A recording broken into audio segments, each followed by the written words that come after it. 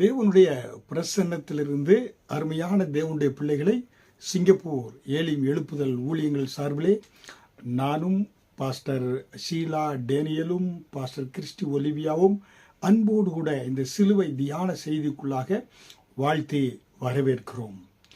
சிலுவை தியானத்திலே இயேசு கிறிஸ்து அந்த கல்வாரி சிலுவையிலே அவர் தொங்கிய நேரங்களிலே அவர் மற்றவர்களை குறித்து தான் அவர் சிந்தித்து கொண்டு இருந்தார். ஹல்லேலூயா. முதலாவது நம்ம பார்க்கின்ற பொழுது பார்த்தோம், ஆனால் பிதாவே இவர்களுக்கு மன்னியும், மற்றவர்களை குறித்து அவர் சிந்தித்தார் என்று நம்ம வேத வசனத்தில் நம்ம பார்க்கிறோம்.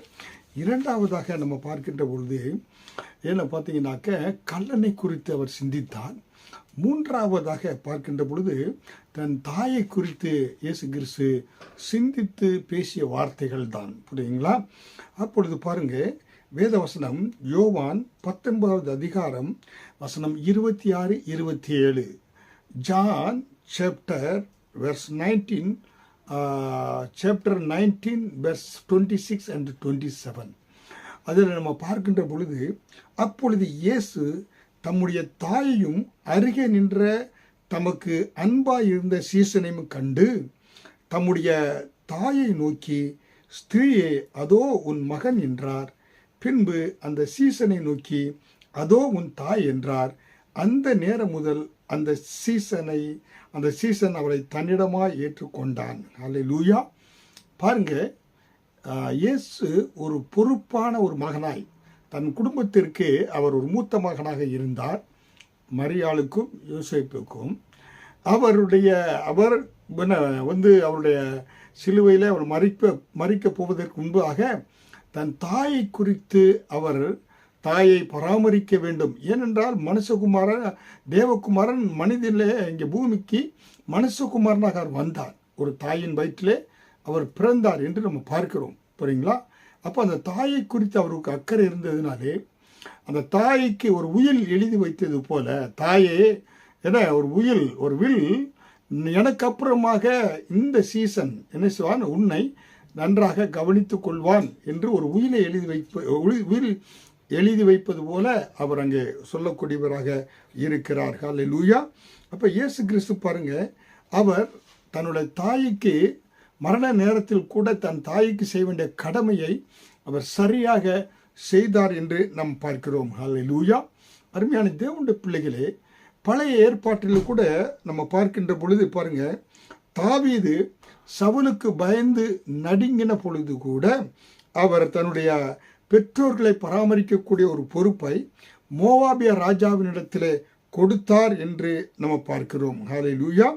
1 சாமுவேல் 22வது அதிகாரம் வசனம் 3, 1 சாமுவேல் சாப்டர் 22 verse 3 நம்ம பார்க்கின்ற பொழுது, மோவாபியன் ராஜாவை பார்த்து, தேவன் என்னை எப்படி நடத்துவார் என்று நான் அறியும் மட்டும் என் தகப்பனும் என் தாயும் உங்களிடத்திலே தங்கியிருக்கும்படி தயவு செய்யும் என்று சொன்னார். ஹல்லேலூயா.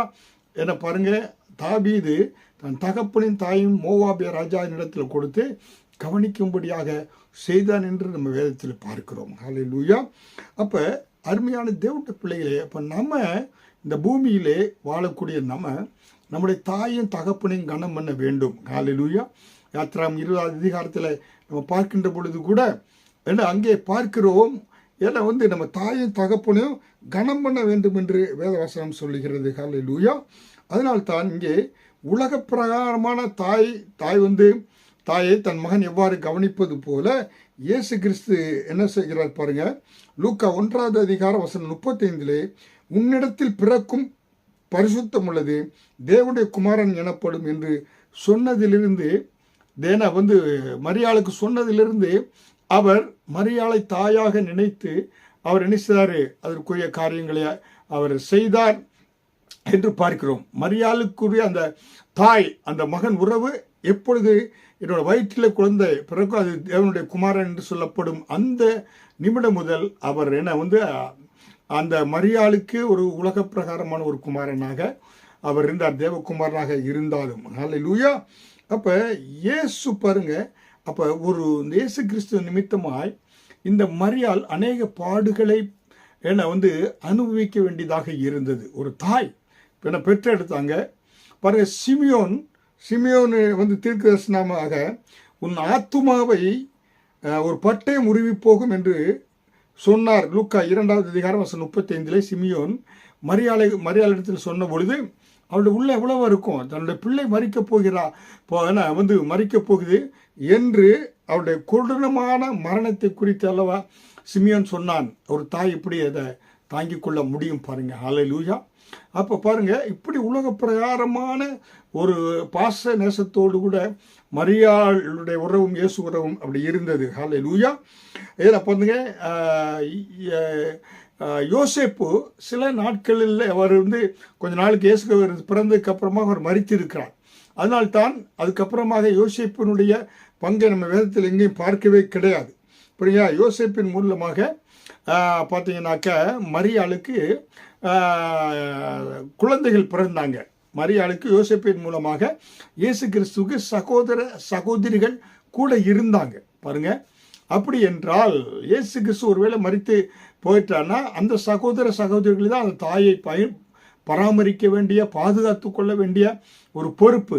ஆனால் இங்கே இயேசு என்ன செய்றார் பாருங்க, தீர்க்கதரிசனம் நிறைவேறும்படியாக ஏசாயா 51வது அதிகாரம் வசனம் 18 அவள் பெற்ற புத்திரர் எல்லோரிலும் அவளை நடத்துவார் ஒருவரும் இல்லை, அவள் வளர்த்த குமாரர் எல்லோரிலும் அவளை கை கொடுத்து அழைப்பார் ஒருவரும் இல்லை என்று வேத வசனத்தில் சொல்லப்பட்டது போல இயேசு கிறிஸ்து மரிக்க போறார். ஆனால் கூட பிறந்த சகோதரியோ மரியாதை கவனித்துக் கொள்ள மாட்டார்கள், அங்கு ஒருவரும் இல்லை என்று வேதவசனம் சொன்னது போல அங்கே நிறைவேறியது.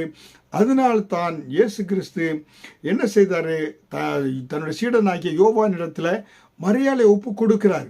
வேதவசனம் யாத்திராம் 20:12 உன் தகப்பனையும் தாயும் கனம் பண்ணுவாயாக என்று 10 கட்டளைகள் சொல்லப்பட்டிருக்கு பாருங்க. அப்போ நீதிமொழிகள் 23:22 உன்னை பெற்ற தகப்பனுக்கு செவிகொடு, உன் தாய் வயது சென்றவளாகும் போது அவளை அசட்டை பண்ணாதே என்று சொல்லப்பட்ட வேத வசனத்தின்படியாக இயேசு தன்னுடைய தாயை யோவானிடத்திலே ஒப்பு கொடுக்கிறாரு. புரியுங்களா?